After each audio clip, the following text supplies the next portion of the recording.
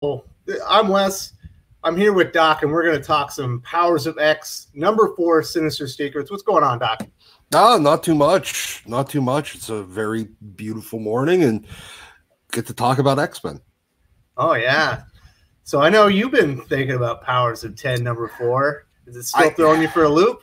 Yeah, it kind of really is. It's still making my brain hurt a little bit. I think I've read it twice now. I feel like I need to read it maybe 3 more times. So what I'm gathering from my viewers and comments, I need to go back and reread Secret Wars. I need to read Inferno. And I think you even had some homework for me. So yeah, it's tying up so many older stories into the narrative. It's amazing. Yeah, it really is. I kind of like how much it's grabbing old stuff, but I mean it's, obviously Hickman's going for a very, very deep dive into X lore here, and I dig that, especially compared to the surface level trash that most of the other writers have done in the past decade. But yeah, it's nice. I mean, it's making my brain, it's making me have to think. And that's more than I could say for a lot of X writers in the last decade. So wow, that is the perfect segue, because the Sinister Secrets are chock full of little riddles and maybe teasers, and maybe it's gibberish kind of stuff, and we're going to count those down. Then we're going to quickly cover like a top 10 questions unanswered that was posed on, I think it was comicbook.com at the end. But we're going to dive into the Sinister Secrets a lot deeper. So first off, I want to thank my boy Ostentatiousness. He's one of my loyal viewers. He gives me lots of comments and feedback on my X-Men videos, and he ran down with his thoughts on the secrets, or the Sinister Secrets. And so I've got a little bit of information that I'm going to take from his, and we'll see what your thoughts and his thoughts and how they marry up. But should we get on with it? Sure. All right. So the first Sinister Secret #1, he's trying to pretend that no one noticed he was wearing red shoes, but this truly Sinister isn't fooling anyone. So a lot of people are thinking this is a reference actually to the Wizard of Oz, but so my buddy Ostentatiousness thought maybe it was saying that someone that was wearing red shoes was actually a Sinister agent. He went back and he said nobody in the comic so far is wearing red shoes, but it's something that he's going to keep on the lookout for. What do you think, buddy? Well, Nightcrawler kind of has some red on his boots with his classic costume, so maybe that. Colossus as well. Colossus has red boots with his more classic costume. So I'm not sure. This one may be something that we haven't seen yet. Yeah, I think it. So you don't think it's gibberish? You think it actually means something as well? Maybe. It might be gibberish. Yeah, well, I mean, there's always the chance. That's the thing. There's always the chance that some of this is just gibberish to throw you off the scent of the real stuff. Yeah. All right. So there's not a whole lot to talk about that one. You don't have anything more to say about the first secret, right? Yeah, no. That one's. Be on the lookout for someone with red shoes. Maybe it's a Sinister agent. And so Sinister Secret #2. And speaking of fashion, the Whisper Network has turned into a roar regarding the return of this trend-setting mutant who was cut down at his prime. Will someone please tell all the mutants to stop wearing human clothes and join the stampede across their island full of flowers to the flower that's the fullest? What do you think about that one? Well, there was back during Morrison's X-Men run, there was a actual fashion designer mutant, and I cannot remember his name. I haven't had a chance to look it up yet. And that may be like, because he was like actually like the victim of a hate crime and everything in it. So maybe that's who he's talking about. I mean, the character never really did anything except for be a fashion designer. So I have no idea what he'd do with that. But well, we know like Cypher isn't the most important character ever, but Hickman likes that character, so he's been elevated greatly in this book. Yeah. Correct? Yeah. So maybe he has an affinity.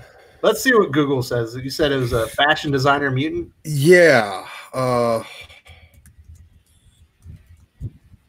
Mutant.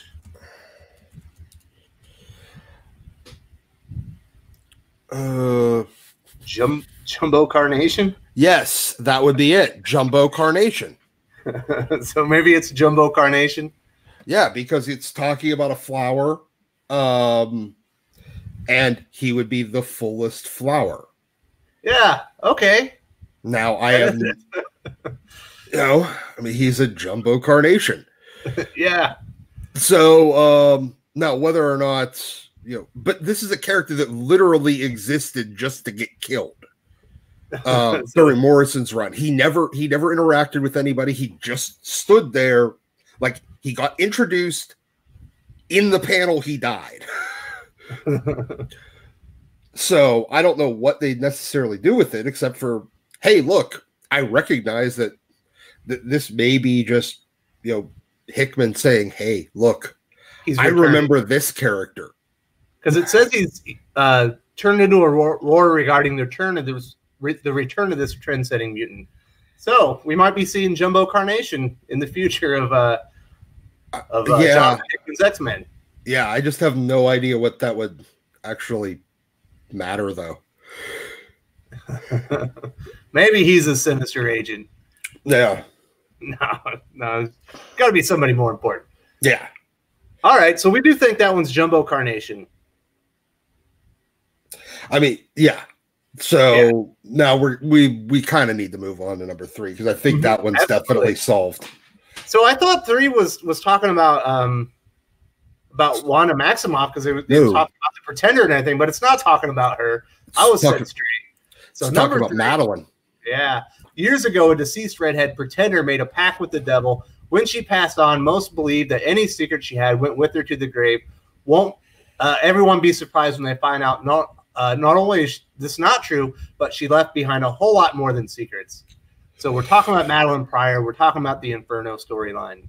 Well, she left behind secrets. She also didn't really die, because she hung out with she came back and was hanging out with X-Man, like Nate Gray, during most of his run, after he came over to the 616 from the Age of Apocalypse.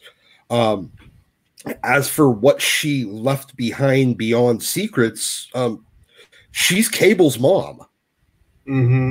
She's Nathan is her son, not Jean's. So yeah. So I mean, this isn't really, but this isn't a secret, though. That's the thing.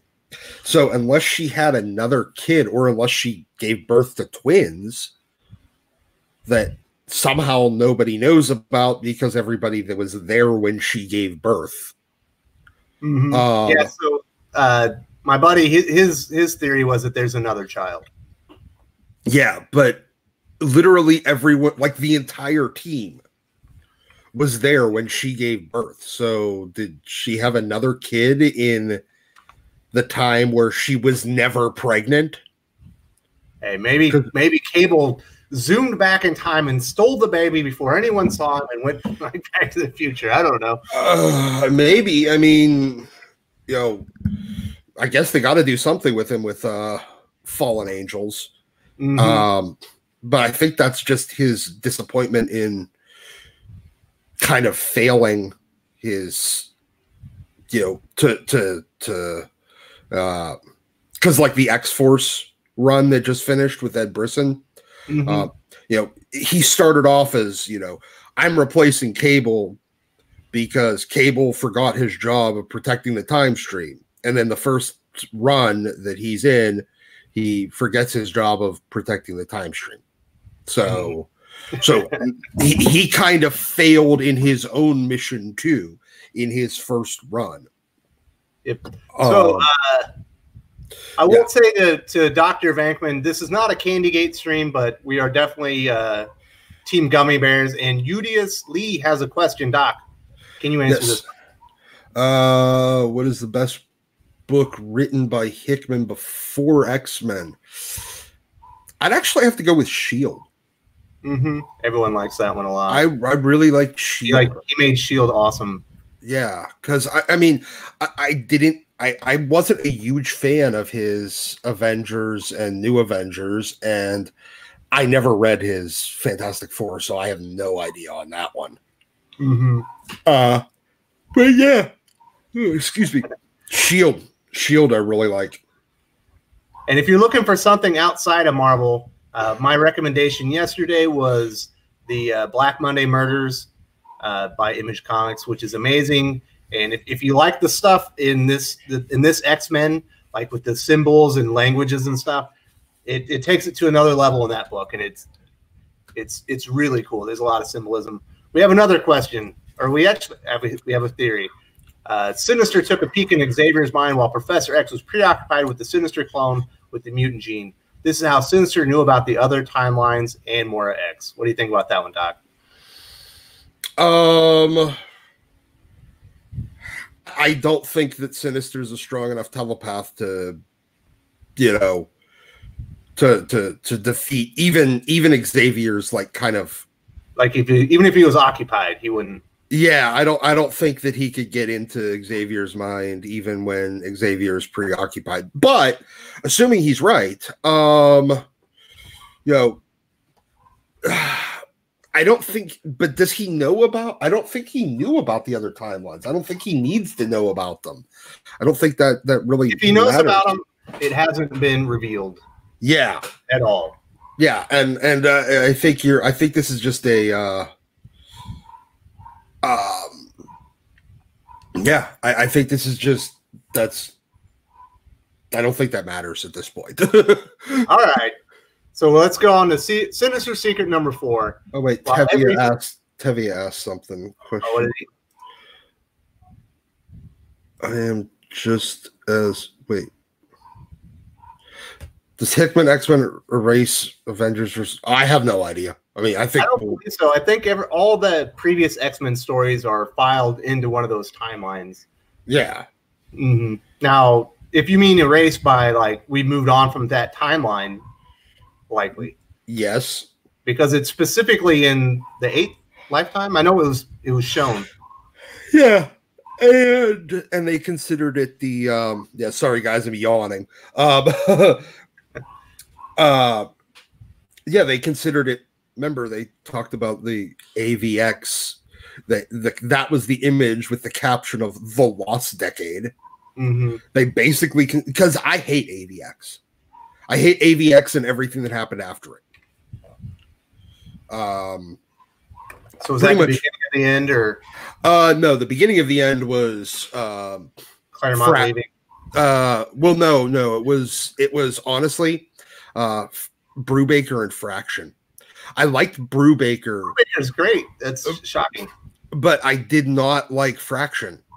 I didn't like his X-Men. He's the one that moved them to San Francisco. He's the one that started a lot of the things. And then, Kieran Gillen after that was bad. That's crazy. Kieran Gillen's really hit or miss for me. His Darth Vader is amazing. Yeah, I really like his dye, but I read his gosh dang it. Who's the guy that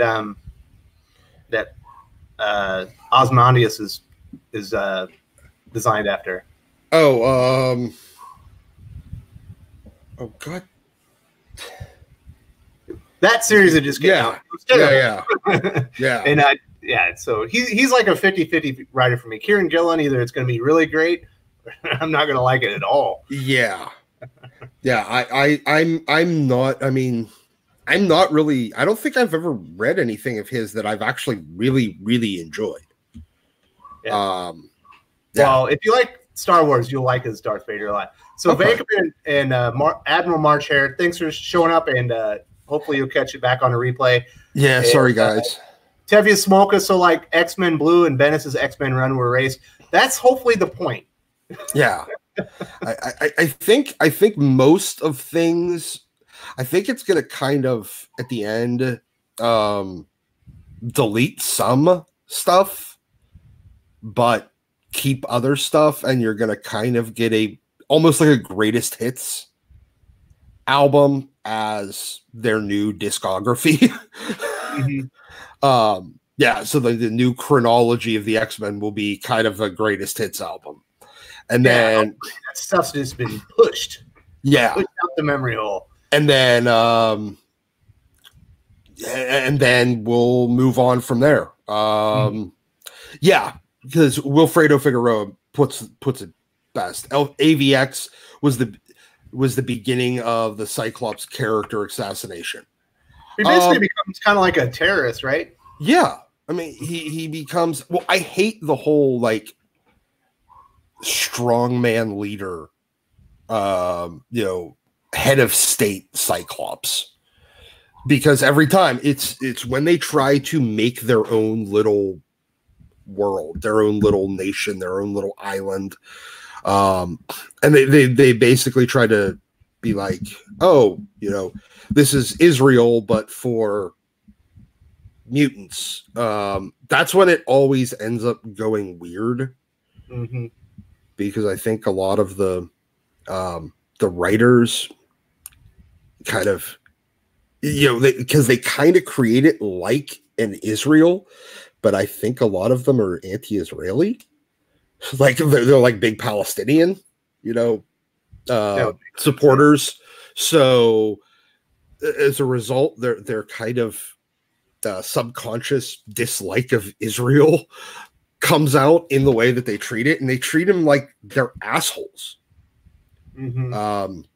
So anytime the X-Men end up kind of running their own country, they end up treating them like they're assholes. Well, that's one of the weird things is if once you decide to make a Cyclops or any like hero character basically a terrorist, like you can't portray them in a positive light. Yeah. Like you can't make it heroic. Yeah. It's impossible.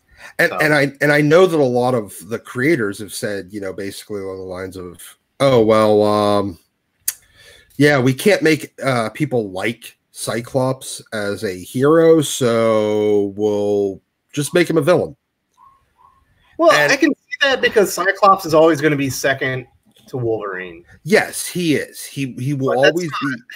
That's not the character's problem. That's because Wolverine's great. Yeah. So put them in two different books.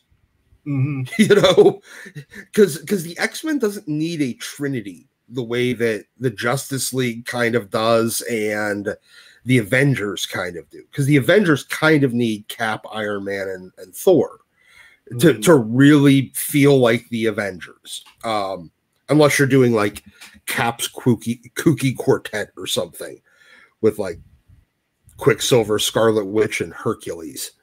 And Cap. But the X-Men doesn't need you need a Cyclops on one team and a Wolverine on another, and there you got two teams. See, I kind of like the way they did it in the movies, where you had Cyclops and you had Wolverine. It was clear that Cyclops was the leader, Xavier's favorite son. He's the leader. But he's not as cool as Wolverine. No one thinks he's as cool as Wolverine, except for Jean Grey, and even she doesn't think he's as cool as Wolverine in the end. Yeah.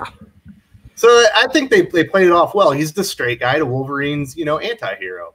Yeah. They can exist.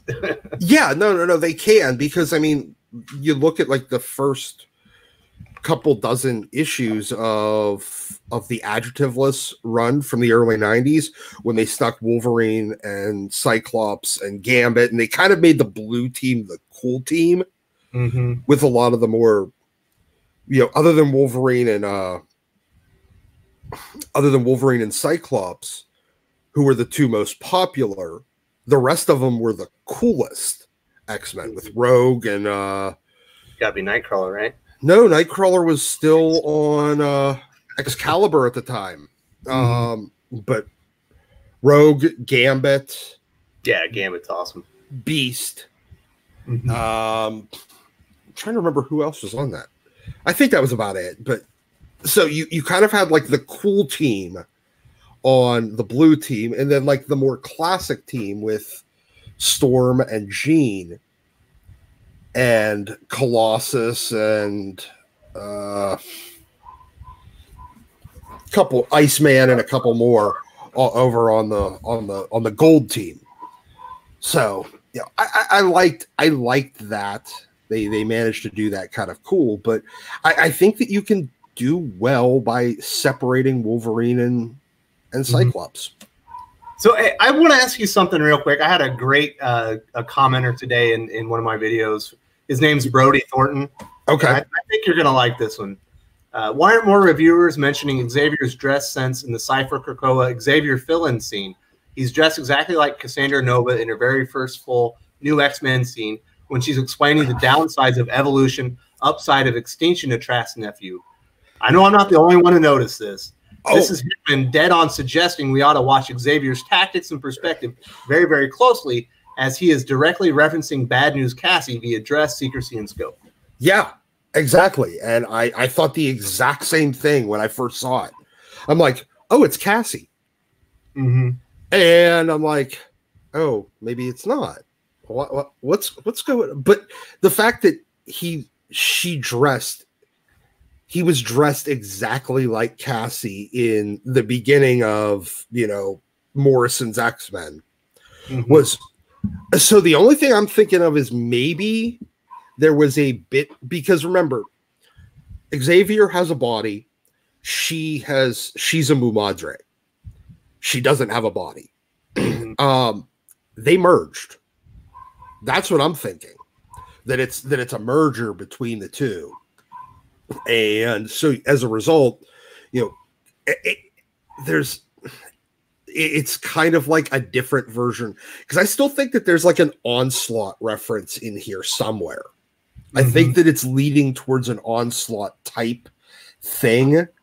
And it, kind of based on the no more comment from Xavier at the end of House of X. Yeah. I think that was it Powers of X? No, it's House of X4 when the whole team dies. Okay, yeah. And yeah, you're right. And his no more plus his grief plus his, if he's already merged with, Cassie, then it kind of lets her more evil side come out. So much going on in this comic. Yeah, there really is. There's so much. Now, that could be a total, there's always the possibility that's just an Easter egg. Just for observant readers going, it might just be a little key in to say, hey, watch what he's doing. Yeah. And now it could also be a total swerve where he's like, look this way, but not really. Now, because I vaguely remember, see, the thing is, though, with Xavier, or with the way that Cassie was dressed, was actually a callback to the way Xavier was dressed in a way earlier issue. I think it was when one of the first times he was in like Egypt, or I know he wasn't in Israel, but I think he might have been in the Sahara or something, and it was, or maybe one of his ventures into the the jungle and stuff like that, because it might have been even back to when Lucifer crippled him. I vaguely remember So Hickman's giving us X-Men Inception. Yeah, well, yes, because I believe that. Yeah, I think Morrison's was a callback to the way that Xavier was dressed to show like the connection between them. And before, because remember, this is before we knew what Cassie was. We just thought that, oh, it looks like an evil Xavier clone, but it's a girl. And we didn't know what she was back then. So it was kind of a callback to that. And now it's a callback to a callback. So, yeah, we could be getting Xavier-septed. Yeah, exactly. Okay, so you want to move on to the fourth secret? Yeah, sure. All right, Sinister secret number 4. While every Sinister has been wondering how they might be affected by current events, almost no one noticed what washed ashore. A word of advice to all things Sinister: don't embrace the revelry, or there won't be anything for you to celebrate. My buddy thinks it's an infiltrator is coming to destroy Sinister's DNA or corrupt it. What do you think? This one I was completely lost on. I'm like, because I'm trying to think of an event. Because remember, this kind of occurs all over time. Yep. Like it's not in this is nothing's told in a linear fashion. So I'm trying to think back to whatever washed ashore. And the only things I can think of is when Dazzler washed ashore after going through the Siege Perilous, and she ended up at Lila Shenny's beach house, but that wasn't it, because why would Dazzler want to destroy Sinister? All right, so CBR says it's Captain Marvel. Wait, what? Do you want to see what they are saying about? Yeah, I'm curious. Throw that up on the screen. Maybe I wrote that one wrong. No. Sinister secret number 4, Captain Marvel says this one's tricky. The secret mentions the Sinister dealing with the current events and something that washed ashore unnoticed and seemingly important yet ominous quote: "Don't embrace the revelry, or there won't be anything for you to celebrate." Bar Sinister originally appeared as part of the Battle World in Hickman's Secret Wars, and in that series, something did wash ashore, Captain Marvel, and during her time at Bar Sinister, Captain Marvel was corrupted by Sinister, though the plotline felt unresolved. Could this secret be referencing a moment from Secret Wars that was largely forgotten in the craziness of the larger party? Maybe, but are they talking... Now, the question is, which... I don't remember that from Secret Wars. So, which Captain Marvel? Is it talking about Marvel, or is it talking about Carol? Well, it's a woman with a red diamond on her forehead and a mohawk. Oh, so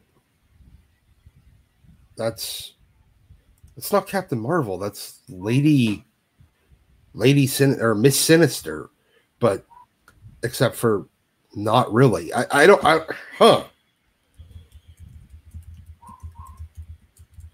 Yeah, that one's kind of got me a little torn. I don't know.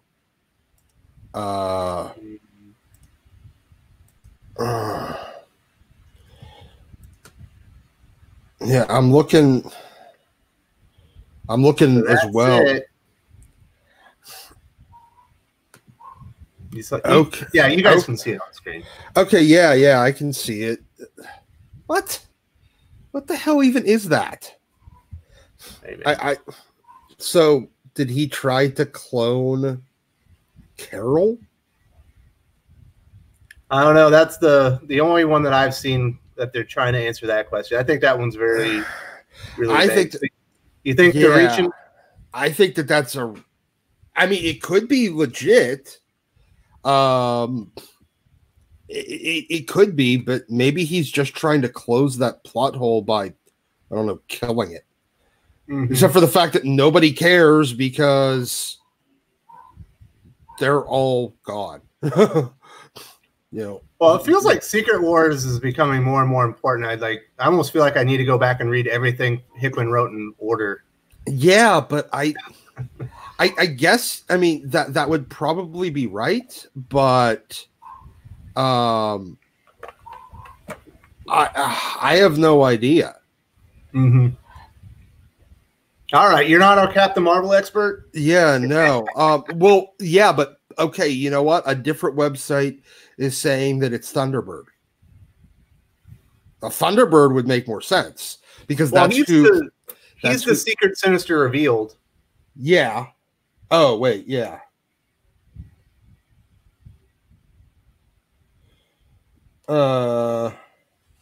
Yeah. Okay, maybe you're right. I don't know. CBR says it might be Captain Marvel. That would be an interesting thing if he was closing up some Secret Wars ties or threads. Would make sense since he wrote it. Maybe that was annoying him. Yeah. He just wanted to close it. All right, let's go to Secret Sinister revealed. Certain people are wondering where the tyrant dispelling Sinister got his mutant gene, and while that really isn't all that interesting a story, whom the DNA originally belonged to is John Proudstar Thunderbird. Do you find that interesting? Oh, I mean, he's kind of a throwaway character. If people don't remember, I think he died after 2 issues, correct? Yeah, he died after 2 issues. His brother Jimmy was a lot more well known as Warpath. Mm-hmm. And what was Thunderbird's powers? He basically super strength, a little bit of healing. He was kind of like the not claw Wolverine. Mm-hmm. He could fly too, a little bit. Like he wasn't very good at it, but technically he could fly the same way his brother can fly. But really, it's just enhanced healing, enhanced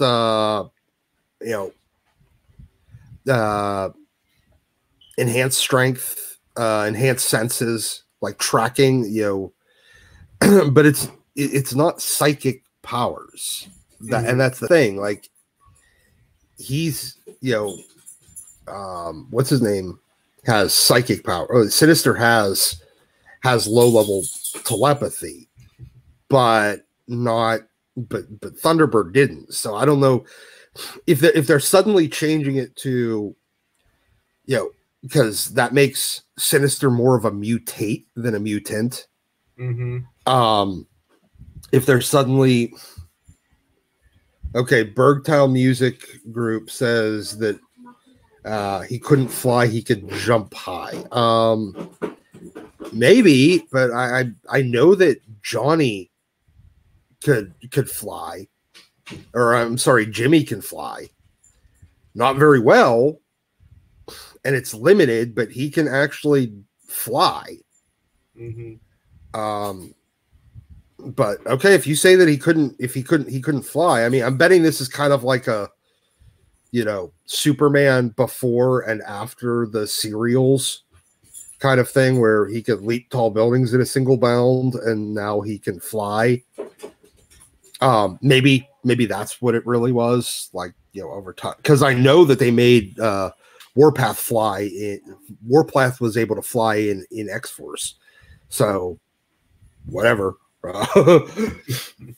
All right, so it's not that cool a reveal. Yeah, it's really not, and it doesn't explain where he gets his telepathy or his little bit of shape-shifting ability, like his limited shape-shifting. Well, what they're talking about there is the one Sinister that has the mutant gene that he's been played with that assassinated the first Sinister. He has John Proudstar's DNA. Oh, okay. The original Sinister, Nathan Essex. Or is it Nathaniel? Yeah, Nathaniel. Yeah, Nathaniel Essex. He's one character, but that one guy that shot the other one in the head, he has John Proudstar's DNA. That's who he did his experimenting with. Okay. All right, Eva CD, which comics you been reading all along? Well, no, because he was confused. Somebody else said that because Bergtown Music said that Carol was once a host for the Phoenix Force. I don't think Binary was necessarily the Phoenix Force. I think it was hinted that it might be, but then Claremont abandoned that and just made it, her powers just kind of going crazy, and her becoming a little more one with the universe. I don't think that they ever said that binary was actually related to the Phoenix Force, though. All right, we ready for Sinister Secret number 5?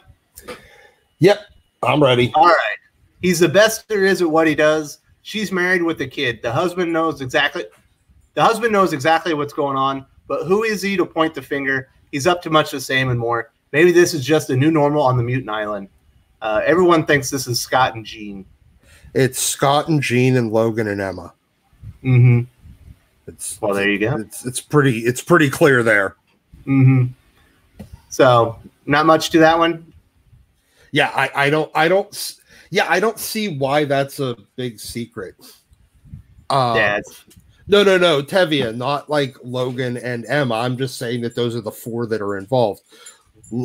Scott and Jean are the married ones. Logan is the one banging Jean, but Scott knows and doesn't really care because he's banging Emma.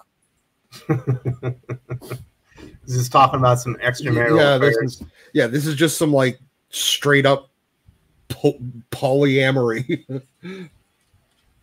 All right, so no new information on that one. And Chillmonger says Scotty doesn't know. We're pretty sure he knows. Pretty good reference to Euro Trip. Yes, sir. A funny movie that not enough people watch. All right, so let's try Sinister Secret number 6. Everyone believed that plan of this Progerian mutant with secret sinister ties was foiled, but little did the gifted ones know that the destroyed samples were switched out beforehand. What are your thoughts on that one? Oh, there's a couple of options here. The Progerian mutants. So what my buddy says is Progeria just means you premature aging and causes suffer to age rapidly and die early. This may mean a mutant that was flash cloned and forcibly aged. It could be, but I'm wondering whether or not this references Magic's jump forward and the fact that she became the host of the Dark Child while she was in, because remember how Magic aged, right? She was a little kid and then she fell down into this hole in Bermuda Island, which is this weird thing that we keep coming back to, Bermuda Island. And then the X-Men followed in, and now when they were all leaving, she got held back, and in the 10 minutes or hour that it took to get for her to come back out, she aged 10 years because she was under the control of Belasco while she was down there and became the Dark Child.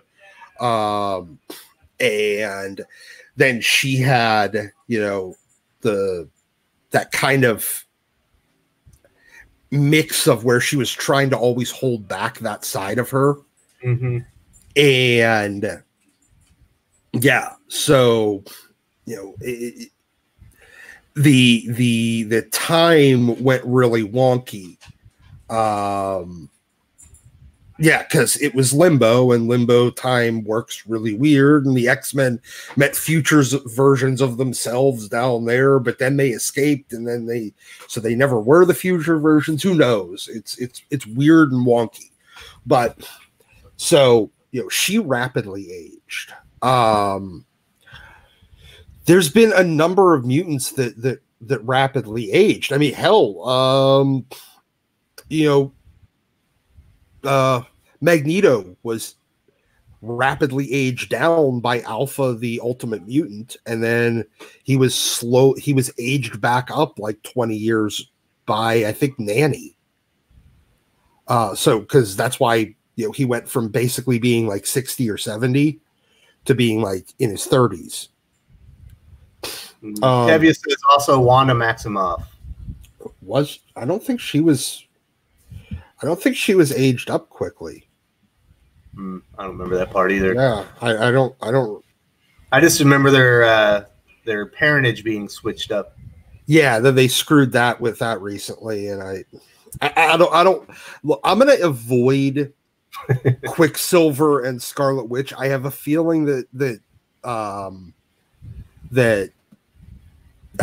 Hickman is doing the same because he doesn't want to. He's not sure what the corporate line on those two are right now. So I think he's just avoiding them altogether the same way that I would if I was in that position. Because I don't want to write something that is the new kind of standard for the X-Men and then immediately have to come back and retcon it because, oh, well, corporate just changed their mind. They're now mutants again. Oh, okay. Yeah. All right. Do you want to hear what CBR says? Yeah, sure. They say the Sixth Seeker is potentially the easy to figure out because provided X-Men fans read outside the usual X titles, picked up the short-lived Spider-Man and the X-Men. The clue itself is about a Progerian mutant with secret sinister ties, which references a young mutant known as Ernst, who was at one point supposed to be ex-villain Cassandra Nova. In Spider-Man and the X-Men, Ernst delivered samples of the X-Men's DNA to Sinister in exchange for his help in creating a body for Martha Johansson, No Girl, though those samples were destroyed in battle by Spider-Man. However, this secret reveals that the destroyed samples were switched out beforehand, unbeknownst to the gifted ones. Yeah, I mean, okay. But the thing is, that's Ernst doesn't have. I mean, I guess she has progeria, but everybody knows that they just stuck Cassandra into stuff, and that became Ernst because it's literally the exact same looking character, and maybe that's how she gets out. That Cassie's still in there, but because it's in stuff,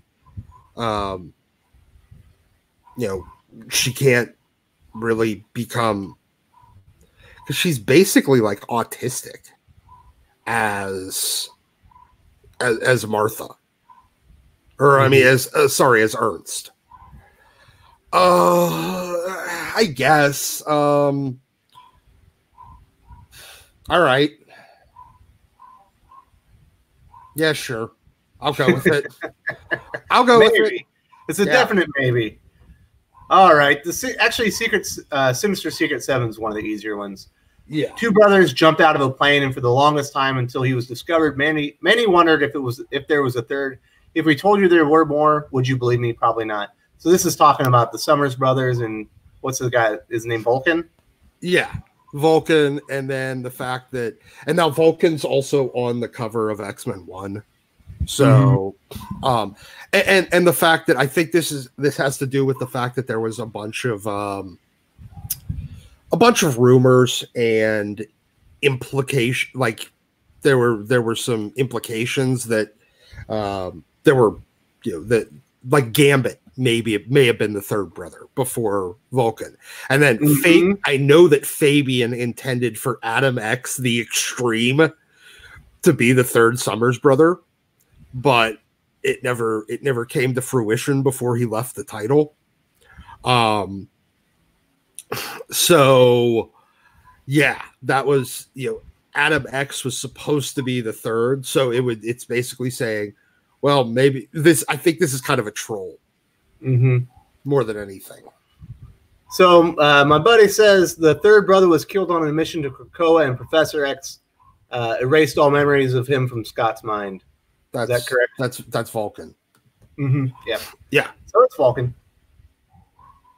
Yeah. Because everybody thought that maybe it was going to be Gambit initially. Especially once the connection to Sinister kind of started, becoming more apparent, outside of the red eyes, because that was the thing that was, the kind of giveaway of, oh, there's a connection between him and Sinister, and then of course they, undid that. Although Claremont did make that actually go to fruition in X-Men The End, where it turns out the Gambit was a clone. He was one of Sinister's clones of himself. Mm-hmm. So, yeah. All right. But I think this is just a troll and kind of a joke about the fact that there were other intended brothers of the Summers that never happened. So he's winking at readers, saying, "Yeah, yeah." I think he's winking at readers and he's winking at editorial a little too, because the other intended brothers never actually came to pass, and then you ended up with like Vulcan out of nowhere. Yeah. All right. Sinister Secret 8. For years, this fittest of all mutant had routinely surrounded himself with a particularly numbered entourage. These hangers-on stick around for while they are eventually replaced with newer, more exciting members. What most people don't know is that the original members returned. If the original members returned, these pretenders would be dropped so fast their heads would spin. So this is talking about Apocalypse and his 4 horsemen. Yes. And I don't think it's talking about his original 4 horsemen from these that we actually saw in the comics. So you don't think it's the ones from the Powers of 10? Oh, I think yeah, I think it's the ones that were sealed in the chasm. But I don't think those were, so we don't know who they are. They're 4 all New Mutants. But we're expecting it to be revealed, because I'm expecting the other half of Krakoa Arako to appear. Yeah. Mm-hmm. Yeah, I think that's a fair assumption and a pretty clear suggestion. So did you? I don't know if you watched our Outside the Bleed episode. Did you agree with our idea that the laboratory that Forge is working on underneath Krakoa is a bad idea, and he's going to accidentally run into that other sentient land that's been sealed up by Apocalypse? I think so. Yes. I think he's going to end up blowing it wide open and kind of, re-releasing it. Yeah, Forge. That's the thing with Forge. He always pushes a little too hard with his inventions or with his shamanistic powers, and always pushes a little too far, and it burns everybody. I mean, Fall of the Mutants was basically his fault. Depowering Storm, almost killing Carol. Yeah. All of these things, he's always pushed a little too far, and it's blown up in his face. All right, so our good friend Perch, this doesn't have to do with what we're talking about. He talked about Forge today, so I'll say it. Perch said on Twitter, a look at Forge, a longtime X-Men character who seems like the perfect fit to do stories with a Native American war vet, disabled hero with super technology side. He could give Tony Stark a run for his money, but is strangely forgotten. I was like, hey, he's underneath Krakoa right now. Yeah. Yeah, and that's the thing. Like, he really is, he should be, up there with Reed Richards and Tony Stark. What about Shuri? Screw that Shuri. smart? Nobody. She's the smartest person in the world.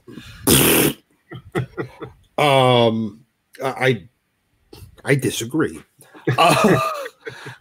Yeah, I think that he should be right up there with. I've always felt that he was kind of disregarded in that way. Mm-hmm. Like he should be the one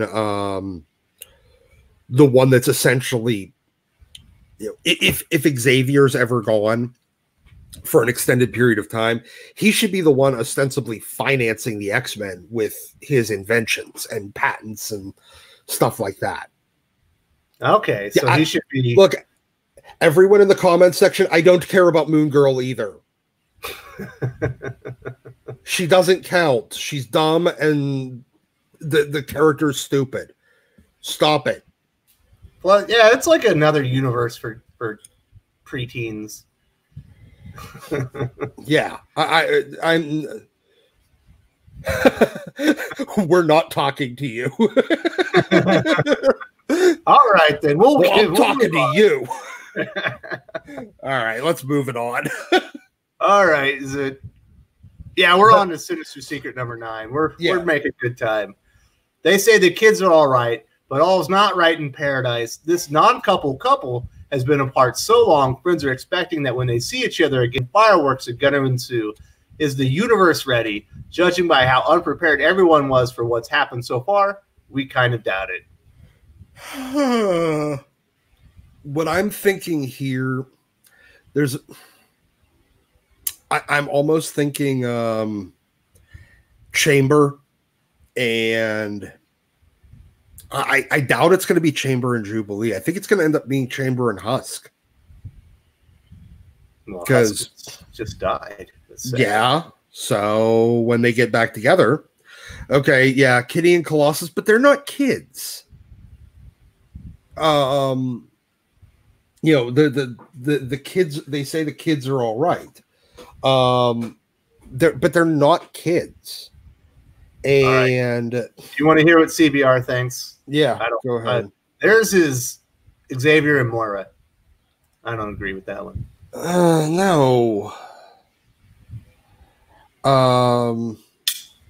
What about Kitty and Rasputin?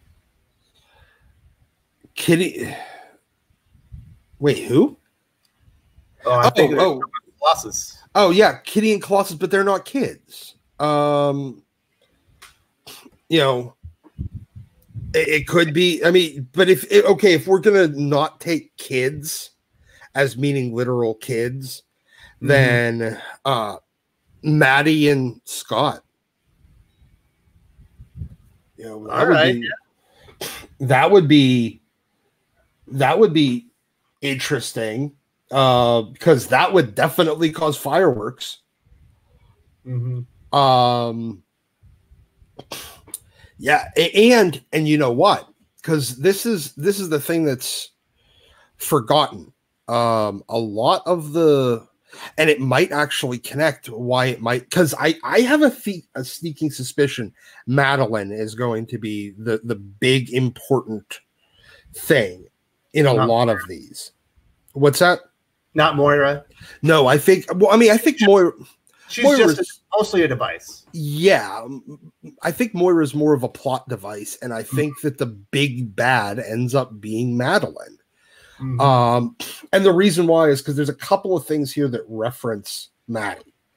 Yep. And this one, and additionally, if anybody remembers Ex Necrotia, which was one of the more recent, it was kind of a almost sequel to Inferno and the Phalanx Covenant, where a lot of the demons kind of got merged with the techno-organic virus that makes up the Phalanx.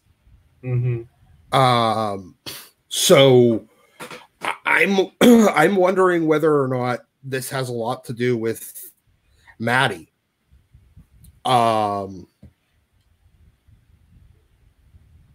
Just a gut feeling kind of thing.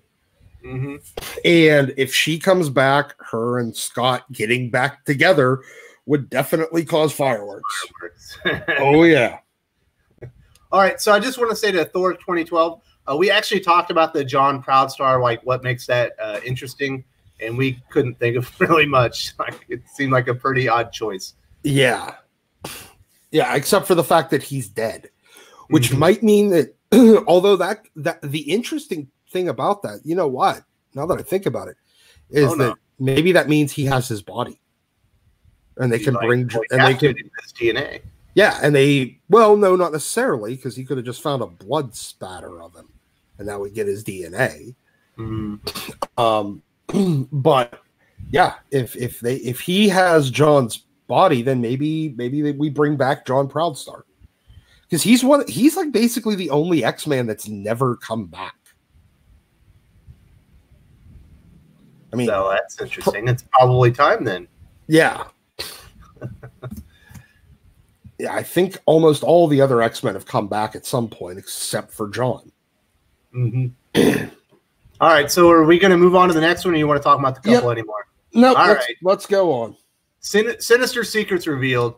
We don't hear this word spoken often, so when we do, it's best to pay attention, because when you square that circle, what took a long time to build can come crumbling down rather quickly. Inferno. I mean, another reference to Inferno. Yep. So lots of Madeline Pryor, Inferno. Yeah.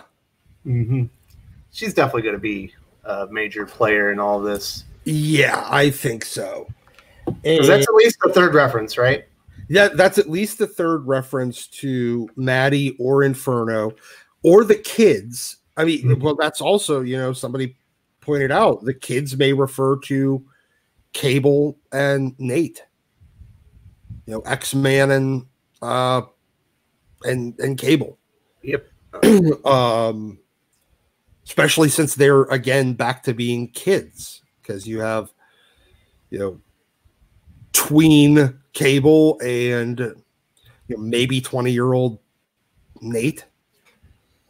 So, yeah, that would be interesting. I have a feeling that this all comes back to Inferno and Madeline Pryor.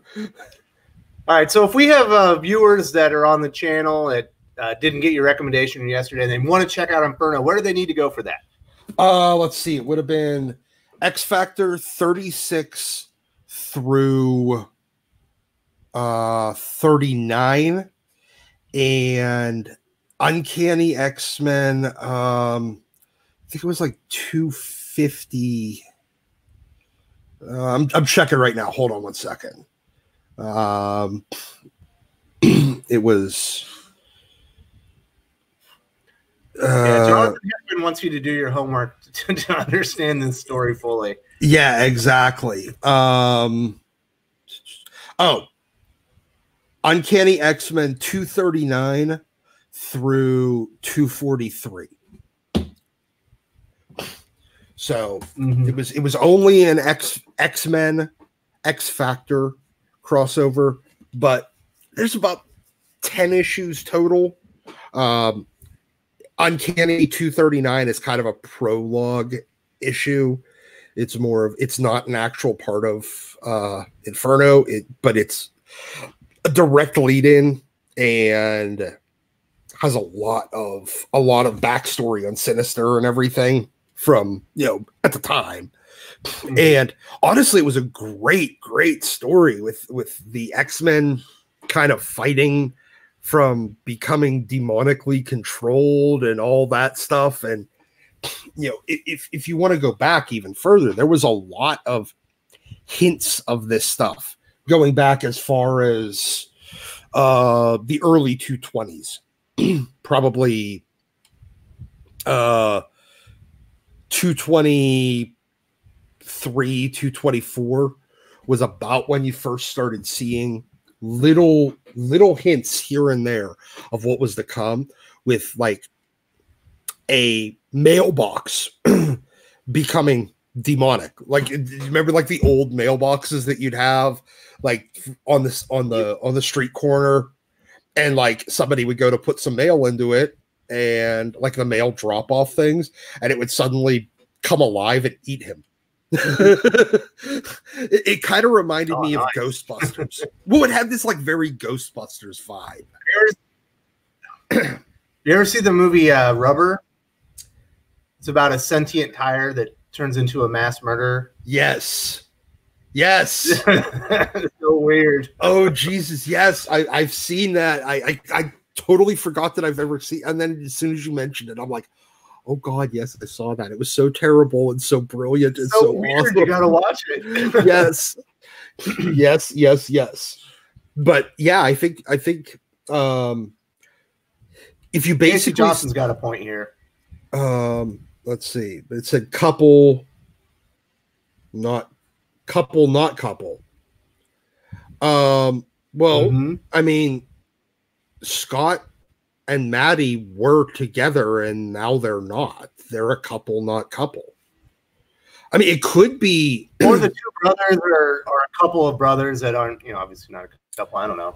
Well, remember, I mean, a lot of things. Because Alex then hooked up with Maddie whenever Scott ditched her to go to, when he like straight up abandoned her to go meet up with Jean. Because Jean came back and he straight up abandoned Maddie and the baby to go back to Jean. He did a Dominic Toretto. Yeah. Well, except for no, it would be more like a little bit, because he thought that she was dead, and Dom didn't know the baby existed. Yeah, that was what it was. My bad. Yeah. Yeah. Like, I mean, but both of them like straight up ditched the girl that they were hooking up with, because the girl that they were in love with that they thought was dead came back from the dead. Yeah. That jumped in my head when that happened. Yeah. But then now granted, in Scott's defense, right after he went to go hook up with Jean and find out, like, catch up with her because she was back, that's when the X-Men quote unquote died in Dallas, including Maddie. So everybody thought she was dead. So that's the reason why Scott never came back looking for her. He thought she was dead. Like, he thought the rest of the X-Men were dead. Interesting. All right, we ready to move on to number 10? Yes, sir. Which brainwashed mutant Sinister was replaced long before a certain bald somebody knew one and has been on the game for almost as long as the game was being played? Shh. So this is talking about some type of sleeper agent? Yeah, I think so. You know what this actually reminds me of? And it's weird. Wolverine in Ultimate X-Men. He came in as a sleeper agent.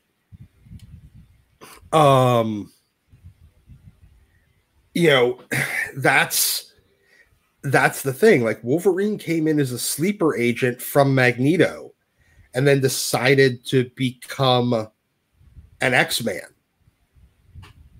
So I don't know. But like, Ultimate Xavier knew that Wolverine was he was able to, even though Wolverine's brain's really difficult to read, Xavier did know. But yeah, yeah. See, that's the thing about sleeper agents. You don't know who the hell they are. That's kind of the point. We do believe that there is a Sinister sleeper agent in the X-Men that knew about Charles' plan before he ever got to the island. Yes. Yeah, that probably fed the info back to Sinister, and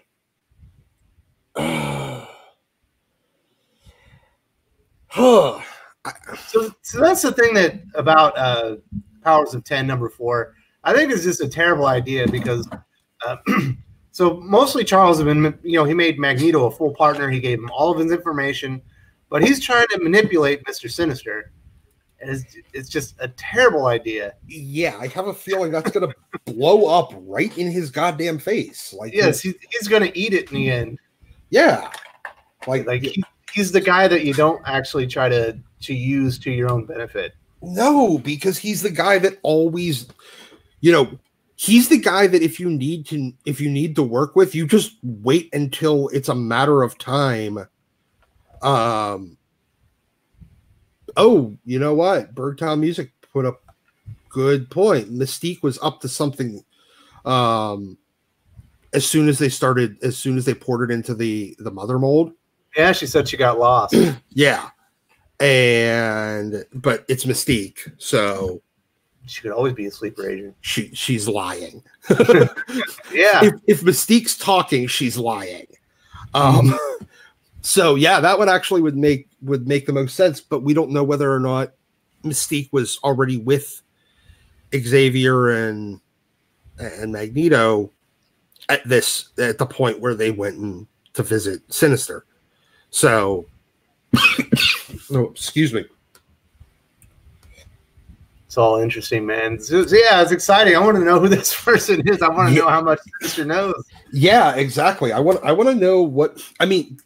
But Sinister's the guy that when you need to work with him, you're just waiting for when he's going to stab you in the back. Mm-hmm. It's always a Faustian deal. Yeah, you know he's going to. It's just a question of when. It's like the one of those. I think it was a Twilight Zone episode, and a guy got a bad genie, so every one of his wishes came true, and then it became an absolute nightmare. Yeah, and like they had hell, there was a bunch of horror movies in the late 90s about that. Mm-hmm. I can't remember what the hell they were called. Jinn or no?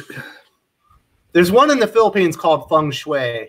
Yeah, and it's basically like this little thing that gives you everything you ever wanted. Like I know in the second one, this girl's parents got back together, but then her mom started drinking again and accidentally drank like bleach or something and killed herself. And it always turns out bad. Yeah, there was I'm trying to think of what the movie was. I mean, it doesn't really matter. We get it. Yeah. But yeah, that would be you know that you're going to get burned. It's just a question of when. All right. What do you think about FF2's point here? Where was it? Where is it? Spain. All right. Yeah. Making a deal with Sinister is like making a deal with the devil. You know you're going to get burned. It's just a question of when. Yeah. And then there's Chillmonger. What do you think about Nature Girl? Can we throw her into the sun too? Why wasn't she part of the team to the Mother Mold so they could jettison her out the... I know. She like they should have just added all the useless mutants to the team just because they knew it was a suicide mission. They could use them as cannon fodder. Yeah. All right, so here's an interesting question about the timeline. I know what my thoughts are. What are your thoughts on this question for Thor 2012? Ooh, that is a good question. I have a sneaking suspicion that it is before. All right, so I think it's after. I think the giant size X-Men and all of Claremont's run is in it's like the Fifth Life, where it said like everything great happened when Moira and Charles Xavier were together and they end up getting married. I think that's Claremont's run. Okay. That's the way I've read it. I can't remember exactly which lifetime it was. Okay. I can dig that. Yeah, I can dig that. Because it had the original team, and then it had the Uncanny X-Men team, and then I think it had House of M on it. It was showing that one life. Remember that page? Yeah. Mm-hmm. All right. So here's Gitwer's point. I don't think Xavier didn't get the hover chair until... That is a good point, because Xavier didn't get the hover chair until X-Men 1. Mm-hmm. You know, like he didn't get it because he was still rocking the standard wheelchair until about X-Men 1. Like adjectiveless, the relaunch, the line expansion. Mm-hmm. That's so, when. Doctor, are you buying into my theory that we're seeing multiple lifetimes within the timelines now? Like X1 isn't one lifetime. You're seeing like maybe the 6th lifetime, the 9th lifetime. Maybe it's going back. Yeah, I'm leaning towards that at this point, because otherwise it's making my brain hurt, and this way I can just kind of like, oh yes, this thing that doesn't really match, and that. Yeah, because you're seeing Charles walking, you're seeing him in wheelchairs, you're seeing him in hover chairs. Yeah, within the same time frames. Yes, exactly. Mm-hmm. No, the thing is though, I still think Life 6 is going to matter. Absolutely. There's a reason there's no information. Yeah, I think that's going to be important. And I guarantee you we've visited it multiple times now, and I think it probably has a lot to do with X3 timeline. I think you are probably correct. But I also think that she's going to get a Life 11. Mm-hmm. I think that's the way it needs to end, at least with this, these two minis. But we might have already seen Life 11 as well. Maybe. I have a feeling Life 11 is going to be, Hickman's, Dawn of X. And then we'll find out what, collage of continuity actually makes it in and what gets scrapped.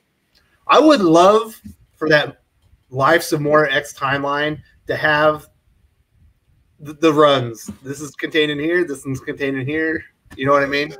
And I think maybe at the end of this we'll get that. Mm-hmm. I hope maybe.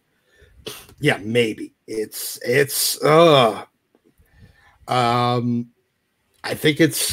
think we're gonna get that at the end. He'll give us a breakdown of it. All right, so we got some questions that we're gonna hit before we go to these 10 unanswered questions from CBR. What do you think about Thor's question here? If their visit took place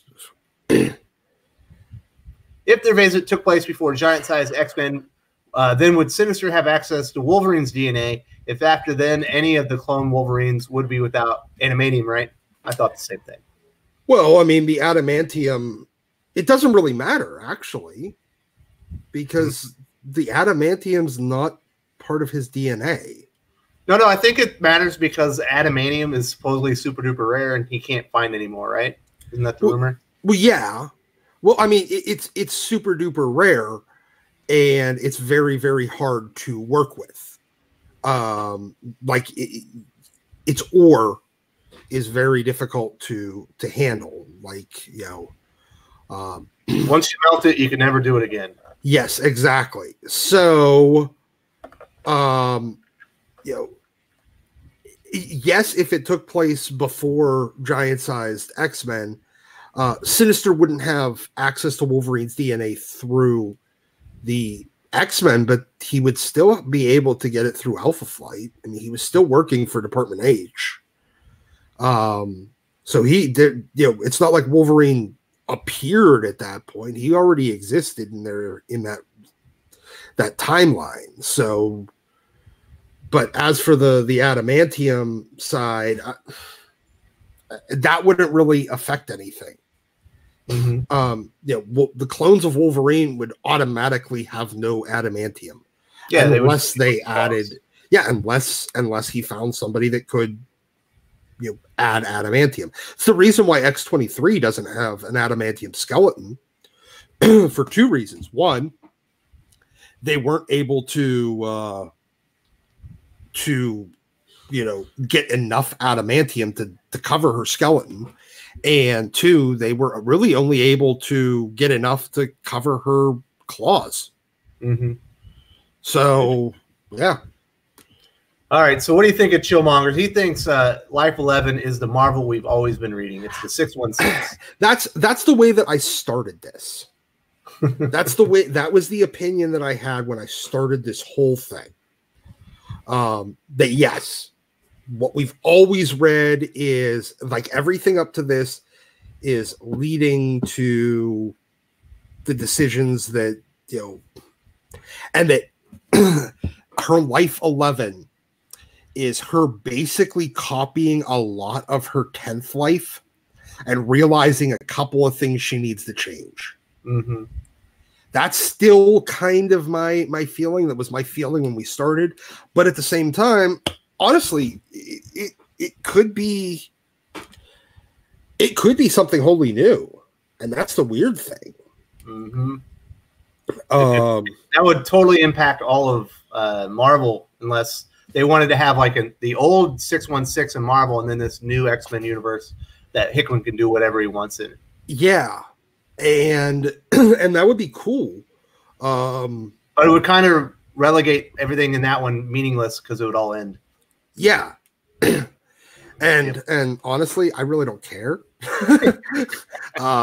Good X-Men beats good, even great everything else. Oh no! Well, hopefully we don't have any Spider-Man fans in here. Honestly, well, I mean, we're coming back to again the fact that, as we discussed with Perch, as I've said, having those tent poles and having a handful of tent poles, and X-Men can be 2 of those 3 tent poles, to be honest. Same way that Spider-Man can be two of them as well, by having like an adjective list like the McFarlane Spider-Man and Amazing Spider-Man. As long as 2 of them are big sellers, you can build your company around 3 tent poles, and it can be a combination of 2 Spider-Mans and an X-Men, or 2 X-Men and a Spider-Man, and literally everything else, or Spider-Man, X-Men, and Avengers. Yeah, they're really close though, right? I mean, they have X-Men now. They have Spider-Man. Spider-Man's over Batman right now. I don't know if everyone noticed that. Yep. And it's not just over Batman. It's well over, like 15,000 copies a month over. Yep. All right, so let's go to this. Okay, finish that up, and we'll go to the story. But I think I guess my point is, anything else can happen in the Marvel universe, and I don't really care as long as the X-Men's good. All right, here's FF2's theory. I think Sinister's sleeper agent is Madeline. He could easily switch Jean and Madeline. This could another possibility. He knew about other timelines in Moira X. He's playing the long game. I don't think he can easily switch Maddie and Jean. First of all, they don't look exactly alike. That's the thing. They were clones, but they're like, kind of like twin brothers or twin sisters that don't look exactly alike, especially as kids they will look alike, but as they age, they generally don't. They start taking on minor different traits. And additionally, Maddie doesn't have any of Jean's powers. So the minute that Jean got switched with Maddie, Jean still has the psychic rapport with Scott. They even talked about it in like when she came back for X-Men Red. She still has it. They just kind of don't use it. Interesting. And because it's always been there. All right, Tevya's got a big question for you here. Into the sun. Throw Gabby into the sun. I swear to God, her and every other girl Wolverine clone. Honestly, I even want current Laura to get thrown into the sun, and for us to find out that real Laura never got out of Arcade's Murder World thing in Avengers Arena. It would fix a lot of problems. Thor 2012 says Wolverine could have been the sleeper agent all along. He's from Department H, and Mister Sinister could have easily approached Wolverine right before Professor X did in Giant Size X-Men. Yeah, I mean, hey, that actually could be a hint that it was, he was a sleeper agent. He was, because I think he was actually sent to, like, they even talked about it in the early 100s when Alpha Flight first showed up and like first appeared in X-Men, like around X-Men, I don't know, 102 or 103 through about 110, they showed up. And they talked about how the fact that, Wolverine, you were sent here on a mission and you didn't come back. Now, they didn't really imply, like, they didn't really state that he was there as a spy or a sleeper agent, but, he was there, he was sent on a mission. And now they retconned that into, he was kind of property of the Canadian government at the time. And, Xavier kind of blackmailed them, pressured them, forced them into handing him over into his care. And then he just kind of freed him. But, you know, he was kind of sent there as an agent of the government to the X-Men. Now, whether or not, and you know, it's military. It may be Canadian military, but it's still military. You know, they're really concerned about their maple syrup recipes, but they're also concerned about world issues sometimes, if it has to do with hockey or curling.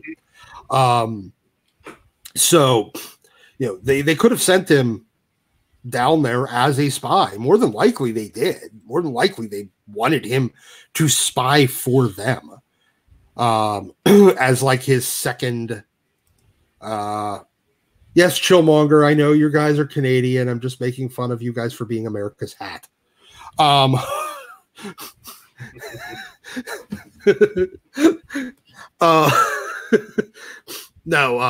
but no, seriously, if he's sent down, you know, if he's a military asset getting loaned to somebody, you guarantee that he is coming down with a secondary mission of, hey, gather as much intelligence as you can. Yeah, so that's yeah, so that could make sense. All right, so we're going to move on to the 10 biggest House of X, Powers of X questions from comicbook.com. We're going to go through these fast. We've actually covered a lot of them. You ready? Go for it. All right, what was Moira's sixth life? We don't know yet, and we're going to find out. I'm certain we've seen it, but we just didn't know it at the time. Yes, we just don't know which of them is the sixth life. All right, so where is Moira in the House of X timeline? So in her 10th life.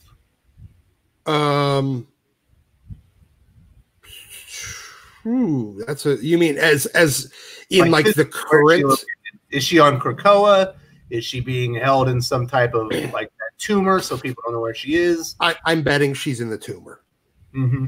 Yeah, she's probably down with Forge. Oh, you think she's in the Skunk Works? Yeah. Yeah, I think so. All right, question 3. What is the Krakoan tumor no place? I think it's the access point to where he kind of folded in the... I can't even pronounce the other island. That's rock. Yeah, the rest of the island. I think it kind of folded in upon himself. Yep. And so I think that's where Charles and Magneto are doing their most nefarious things that they don't want Krakoa to know about. Correct. And I think not only Krakoa, I think that's where the stuff they don't want anyone to know about, including the world governments. I think that there's probably a host of mutant clones, maybe a mutant army, just waiting to be unleashed. I don't think there's only 190 left of them. What do you think? Oh, no, there's definitely not 199 or 198. Well, 8 of them died, so it'd be 190 now. Yeah, but I think that's a lie. Yeah, well, I think that thing was only covering the mutant apocalypses, because they even talk about how after the 5 lights came online. So that happened in that. So they've all, you know, and how the mutant population started growing again. So yeah, it's way more than 198 because it hasn't been 198 in 10 years or well, like 7 years. All right. Casey Johnson's talking about the secret habitation, the moon, the Mars. Those aren't the black tumors. Those are the second tumor, or not tumors, the habitats they can create. So with the three seeds, mutants can make, they basically make tunnels where they can just go from one place to another and connect with Krakoa. Then they can make mutant habitats. We saw the one on the moon that they made. They obviously did it on Mars when they had the mutant breeding grounds there. And then there's the black tumor seed that allows you to have a space that Krakoa is unaware of. Yeah. All right, next question. What are the pod people? This one's easy. I think that, yeah, we've already kind of figured that one out, that it's the Sinister clones. That Charles had him make. Yeah, that Charles was making either before or after the team died on the Forge. Yep. So did you go back and look? Like, you agree that one of them is Cyclops and Jean Grey? Yeah, I think it is now. Now that you pointed out, yeah, I missed that at the time. I believe you're right. Mm-hmm. All right, I'm answering this guy's question. All right, so the pod people was easy. We're not going to know this one. We sort of talked about it a little bit. Who were the first horsemen? We have no idea yet. I don't think we've ever seen them before. I think that they are wholly new characters that will end up introduced in this series, or to be introduced maybe in Excalibur. I got a feeling that maybe some of these things are going to be not answered in this, and each of the titles is going to focus on some of the answers for some of the questions. I think we're going to get some of the answers. So I can tell you, I read a good portion of East of West. Okay. And he was paying off like story threads like 2 years down the road. Oh yeah. Like, yeah. And he said he's in this for like 3 years minimum. So I'm pretty sure this is a long game. We might be waiting for a few years to finally figure out exactly what he was talking about. I effing hope so. Mm-hmm. I'm actually quite certain of it. Yeah. I'm fine with waiting. I really am. I think too many people want instant gratification. Too many people have been taught that. And the thing is, when you can tease answers out over long periods of time, you can, keep people interested, and it becomes more serialized and less pre-packaged into, arcs. Yeah, that's the smart thing, because unfortunately I read a lot of Bendis for the channel, and he doesn't pay anything off. He makes a mystery, and then he adds another mystery, and he makes another mystery, and he never pays anything off. And it's all really decompressed, and it's just written for trades with the little name on it. Yep. Whereas Hickman's not doing that. He just paid off a huge amount of information, in 3 issues in a row. And this last one was more like, all right, let's take a step back, build the world again, and get back into it. But it's like, that's the good thing. He is going to pay off stuff. Yeah. Mm-hmm. And I think that if we get that over the span of, I don't know, 3 or 4 or 5 years, that's good, because it's bound. He's bound to ask new questions in that time period. So you always have. I like having that overlap of, questions that we are waiting for the answer, new questions. Oh, then we get an answer to this, but we're still waiting on a question to that. Oh, we got 3 more questions here, and we got an answer to one of those questions, but not these questions. I like that. It's kind of, it feels like you need to stick around. You can't just, okay, well, I'm going to read these 6 issues and be done. It's very Claremont. Yeah. It's a long form storytelling instead of short prepackaged trash. Doesn't work so well for the trade, but I would rather have one of those Claremont like omnibuses than any. Oh yeah, exactly. Garbage 6-issue story arc that meant nothing. Yeah. All right, so the next question is kind of interesting. I think most people initially be like, well, this has been answered, but I don't think it quite has. Where is Sinister? Now, or what timeline are we talking about? I mean, I think we're talking about in the lead up to Powers of 10 number 4. So we could say he's on Bar Sinister, but I don't think that's the real Sinister. I mean, it's not. It's just the John Proudstar mutant version. Yeah, but I think that Bar Sinister is, again, it's Bermuda Island. You think it's the House of M? Well, I think it's the same island but because look at it. It's got the same stairs walking up. It's basically the same form. It's just missing a little bit of this is literally the same picture as when Moira and Charles go to find Magneto. It's literally the same island. It's the exact same layout, except for the architecture's a little different. And it's red. This is more crystally and red. The other one was more Atlantean and blue. Yep. But the layout of it is exactly the same. The shot is exactly the same. The stairs are in the exact same spot. I have a feeling that this whole thing is going to this is the important thing. Like, I'm just sitting here like poking the picture. Like this is where the nexus of everything is. Mm-hmm. Is that island?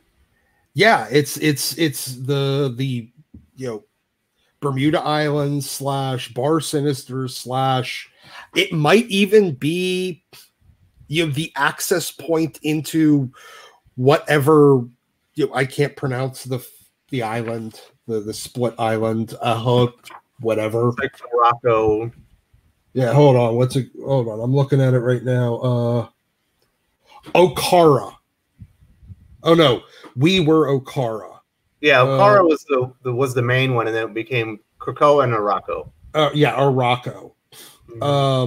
So yeah, I think that this might be the access point to Morocco. I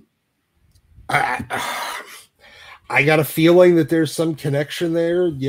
Islands. There's too many islands for it to not be connected in some way. The islands look exactly the same. But wouldn't Charles have known that he was visiting the exact same island that he went and visited Erik on? I think it's a different timeline. Well, like we said, we think we're visiting multiple timelines, don't we? And he's just not telling you. Yep. And maybe him and Magneto hooking up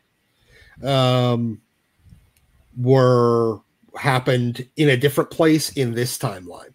Mm-hmm. So Morocco got a hold of somebody else. I'm not sure. Mm-hmm. Yeah. All right. So we're gonna move on to the X3 timeline. This is the one that I find the most confusing. Hopefully you'll help me out. Who is the librarian?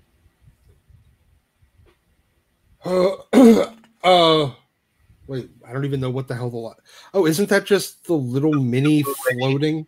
No, that's Nimrod. Oh, I was going to say that's just. Honestly, I think the librarian is. I think it's Moira. I think it's Moira. Yeah. And I think it's Apocalypse Moira. Yeah, because we know there's a blue version of her. Yeah. I think she's been apocalypsified and has a longer life, like she's immortal.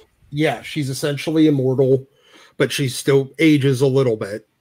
Mm-hmm. But yeah, I think that it's Moira, and I think that it's Apocalypse Moira from the 9th timeline, and maybe, but this might actually be her 11th timeline. Yeah. So the next one actually might fold into this one. What's the purpose of Ascension? Honestly, I haven't the slightest clue, because it kind of goes against the fact that the X-Men have fought off 2 Phalanx invasions and attempts at assimilation already. In the past, like they did it with Necrotia X, and they did it with the Phalanx Covenant, and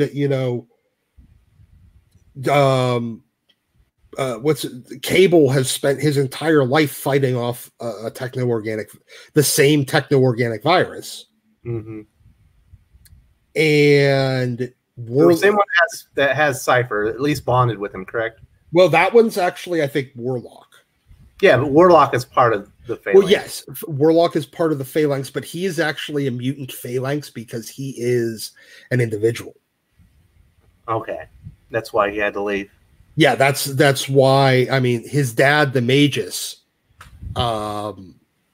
basically hates him because he's an individual and he's not connecting into the hive mind, and he doesn't attempt to. Yeah. So, yeah, he's the mutant that's ostracized for being an individual in a hive mind society. All right, but I have no idea why the mutants would want to. So what if this is the purpose of ascension?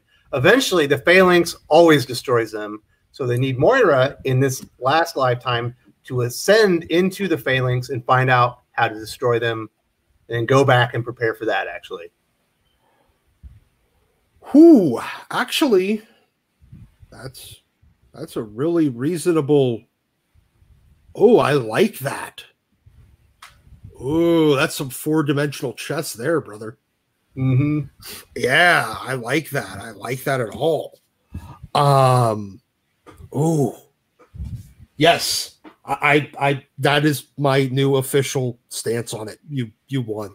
Yeah, because I'm telling you, we're seeing it. It's happened multiple times. The phalanx always comes to take and assimilate them. Yeah, I think we've seen it at least at the end of 3 timelines. I think that might be the ultimate end of everything. And maybe they're trying to now. They realize the end game is to avoid that. Yeah, and the fact is that if you notice that at all of the end timelines, it ends up with an artificial intelligence killing. Mm-hmm. It's either the Sentinels or the Phalanx. Yep. Or Nimrod. Yeah, or Nimrod. So yeah, I mean, figuring out how to eliminate artificial intelligence and kill it so that it can no longer be a threat to organic life. Yep. Because we know the librarian baited, or at least that librarian, the elder baited them there to assimilate with them. Yeah, by basically turning Pluto into a thing.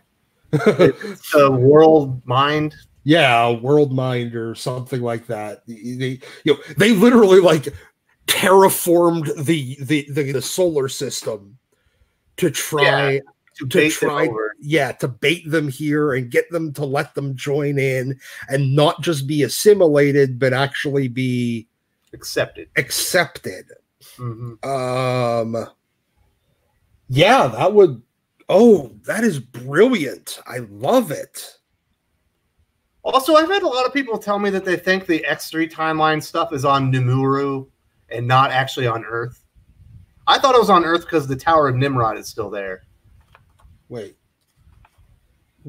Where? Nimuru is where they made the world mind. Oh, okay. That the other planet. Mm-hmm. Yeah. Okay, you might be right there, but I mean that might be, but I don't think so. I think it's still Earth. So did I, because of the physical statue of Nimrod's still there, unless they recreated it. Yeah, like exactly. And I don't see why the mutants would want to create. You go into another planet, just don't take the artificial intelligence that wants to murder you with it. Just don't take them. Like, leave him home. Leave him in Earth. All right, so I think we actually got some decent information on the librarian, the purpose of Ascension. We're probably wrong, but we got some good theories out of it, right? Yeah, definitely. All right, this one rolls right into it. What is the librarian timeline? I think it's 4 or 5 timelines. Oh, yeah, I think you are correct at this point, now that I'm thinking about it. But I also think that the primary one that we're going to be looking at is 10 or 11. Yeah, that's going to be the one that matters. Yeah. I mean, and I think that's what it comes down to. I think everything else that happens matters, but only as a learning experience of what not to do. Yeah, was that live, die, repeat? Yes, kind of. Yeah. That, like, kind of. The only way he'll win the war is to do the exact. And just going over and doing it and figuring out, I can't get in that helicopter because it's not enough gas, or I can't go in that building. Yep, exactly. and just keep doing like literally like playing effing Minecraft, or not my Minesweeper, just playing the same one where you're like, okay, I'm gonna hit this one, oh, I'm dead. Okay, I'll hit the one next to it. All right, cool, I'm not dead. Yeah. You just keep, because she's essentially respawning. Yes, she's respawning remembering exactly where each individual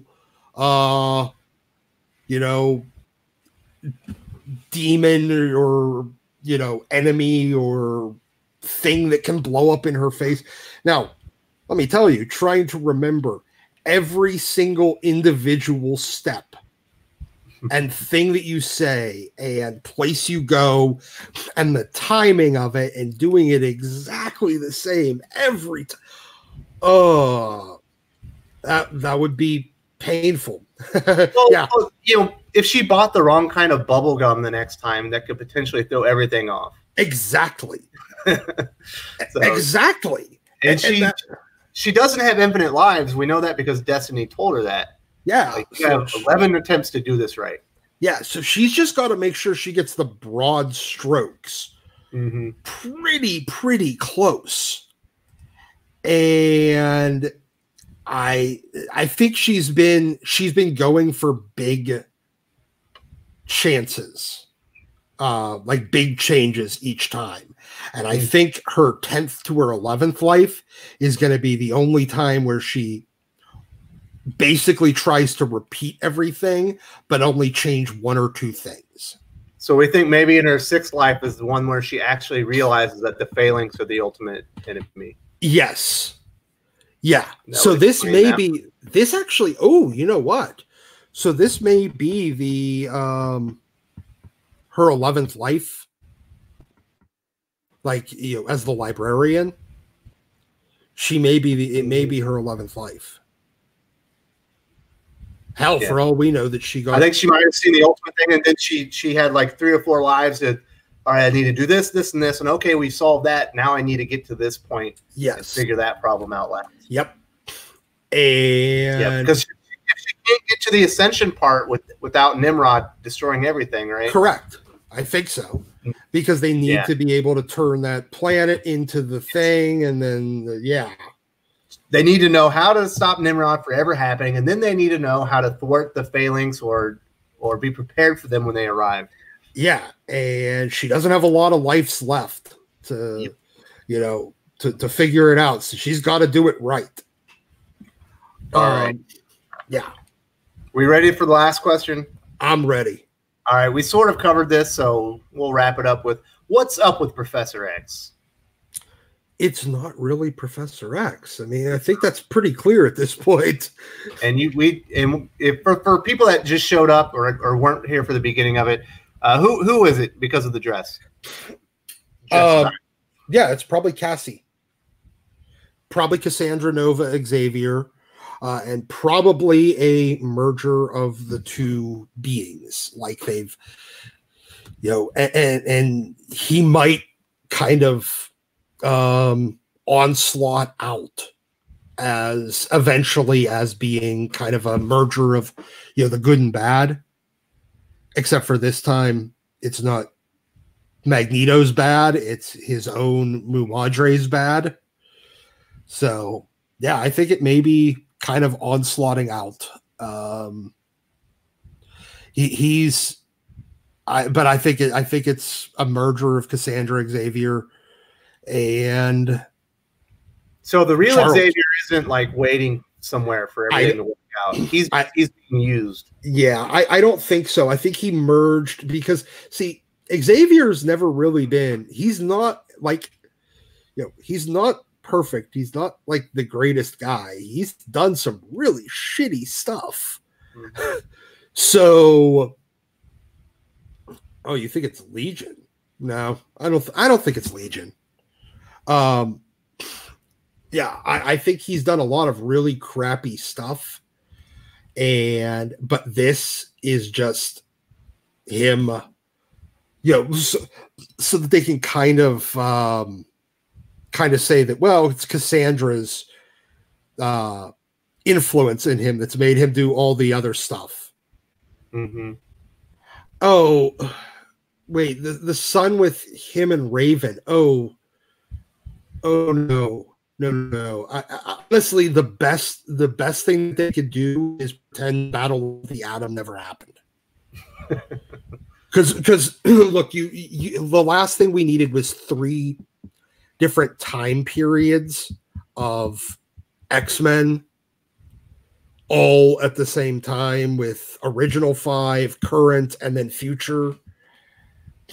No, I don't like that idea. Let's wipe out. Let's assume that Hickman has already, wiped that was one of Moira's lives that has already ended and will never be repeated again because it was a giant mistake. And now the Phantom X, the X Xavier, where he just wants to be called X from. I think that anything that happened in the last 2 years of 2 or 3 years of X-Men is basically being ignored, honestly, because Hickman was already coming in to, change it. I think it might be X Xavier, but I don't think so. I mean, that's too obvious. It's too boring. Where you're like, oh, this Xavier that built his own body out of Phantom X's body and kind of seemed like a really shady dude. Yeah, that's doing shady things. Oh, wait, he's still doing shady things? Oh, it's the same guy. Yeah, I think that's a little too, I don't know, too obvious. And if you read Hickman's interviews leading up to this, you can tell that he didn't like anything that's happened recently. He felt like they left him a huge mess to clean up. Yeah, and I think he's just ignoring it rather than... I think he's using this story as his in continuity way of ignoring it rather than actually cleaning up the mess. Well, he sort of cleans it up with Moira. Yeah, that's what I mean. He's able to just shovel an entire... Yeah, he doesn't have to address it. He can just shovel stuff over it. He can compartmentalize everything. Yeah. Yeah, and I think that might be the reason even why he took this approach to how to do the miniseries and then the launch, where he's like, wow, I got 3 years. It's going to take me 2 years just to screw with, to fix this crap. And because honestly, we haven't seen Xavier, like that X Xavier, since Astonishing X-Men Annual. Literally, he just walked away at the end of it. And that's the last we've seen. Killmonger's got a point. Okay, yeah. I mean, but that could have been just... He was all... Cypher and Warlock have merged together 3 times in the past. So that's... Douglock. Yeah, Douglock, when during the New Mutants run from a couple of that went for 40 or 50 issues from a couple of years ago. He's merged with them a couple of times. Oh yeah, you got a good point. Trinary did debut recently in X-Men Red. So he didn't entirely ignore because Trinary's still there, and yeah, she shouldn't be. Can we throw her into the sun too? No, she's one of the people that manages Krakoa. So hey, Doc, it's almost 1 a.m. here. Yeah, I actually have 5 videos I have to do in 3 days. I don't know if I'm going to go do it. This was fun.